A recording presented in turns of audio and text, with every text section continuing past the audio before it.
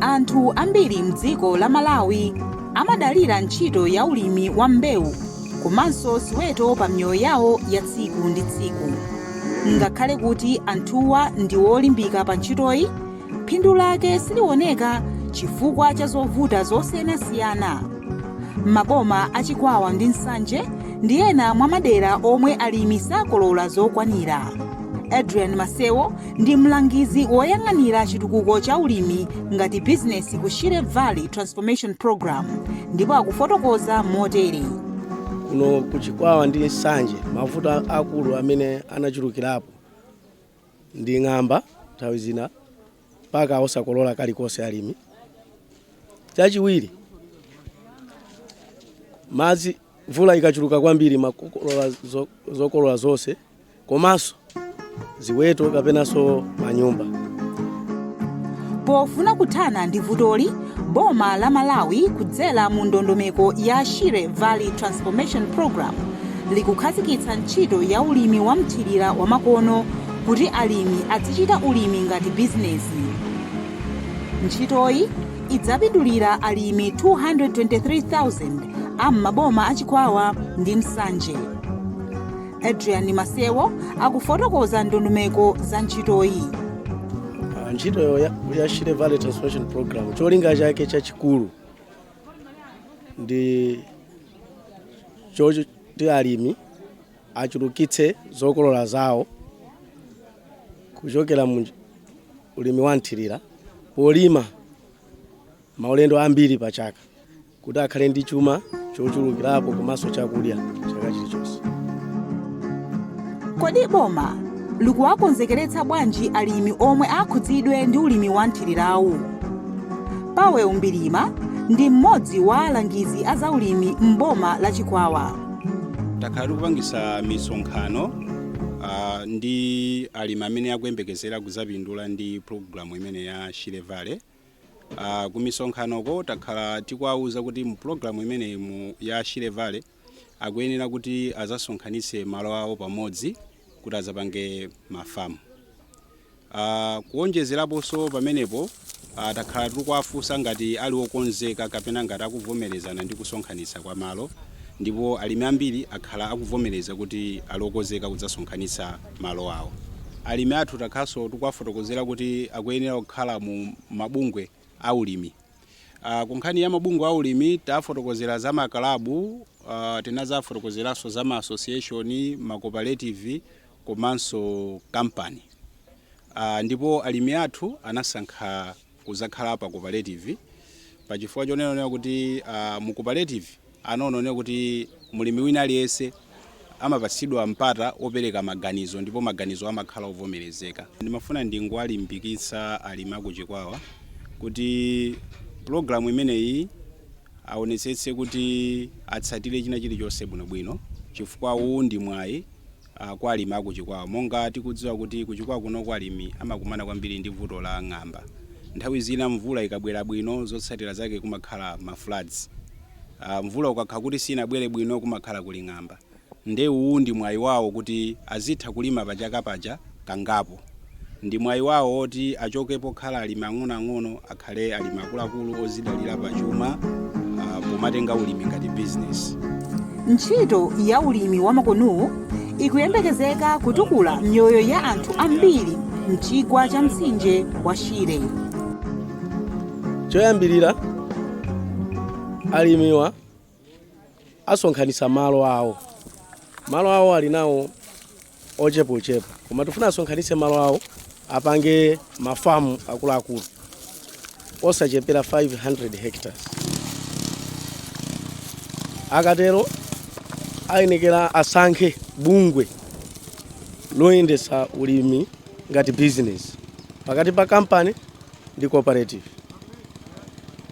Monga kuno kwa Njereza tamva kuti asankha cooperative, ndiye ayenekera apange malamulo ndipo alembetse bungwe limene ngati cooperative.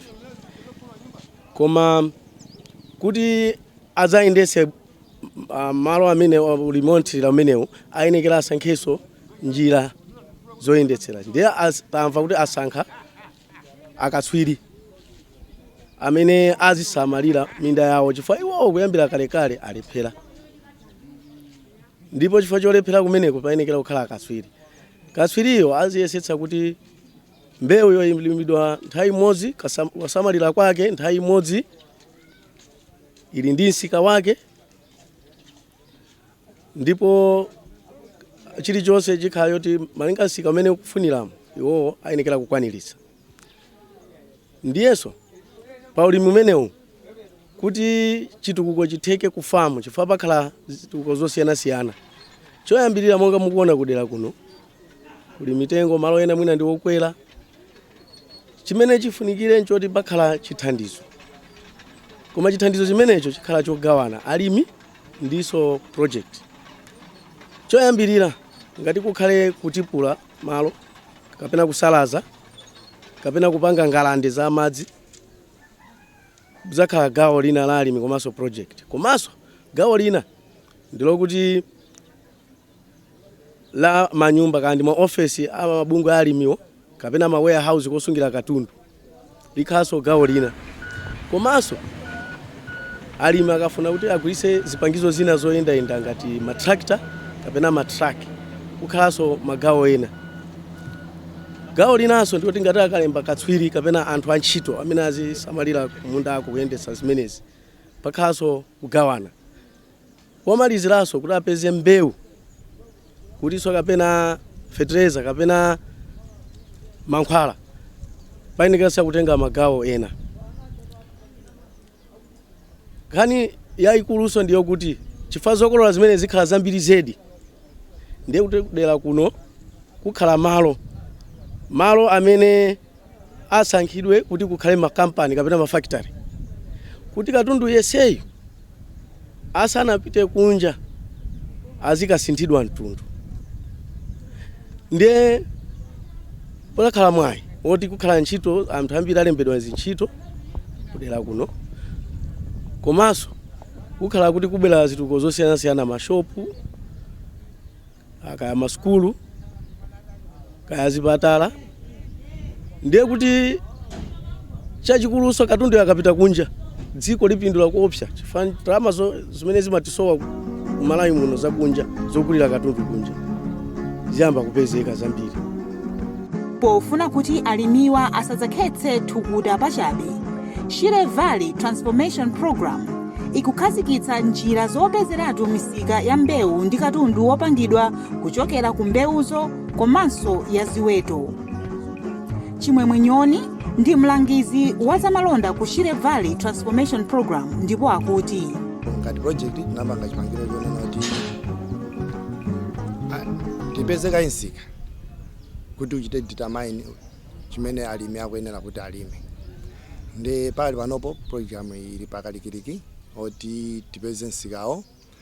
Tikapeza nsikawo umene utiuza mbewu imene kuyenera zalimidwe, tizapangisa ogula kuti akumane ndi olima, akambirane agwirizane, kenaka ulimi utheke nosopano.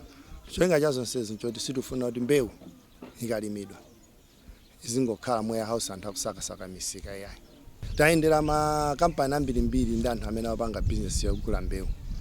Onse akuoneka kuti akusangasidwa nawo chifukwa choti zapchepesera ntchito imene amakhala nayo akamakagula mbewu. Chifukwa amakhala kutuma mavenda awo malo osiyanasiyana zomwe zimakhala zodula kwambiri.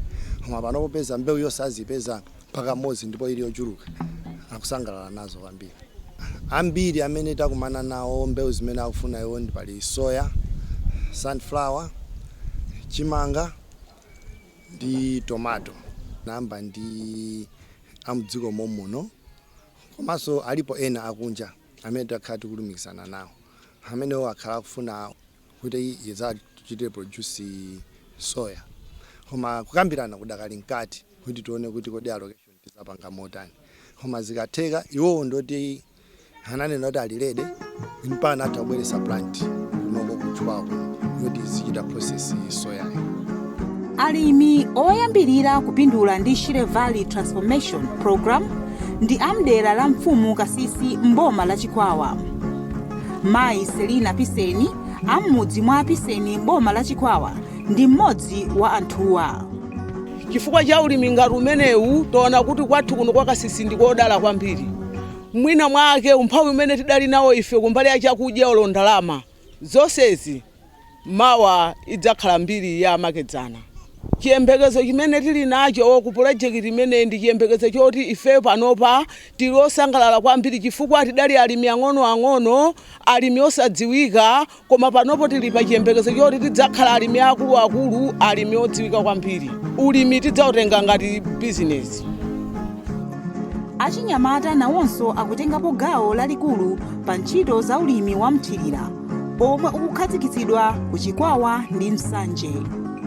Margaret Dixon ndi Felix Fabiano ndi ena mwa iwo.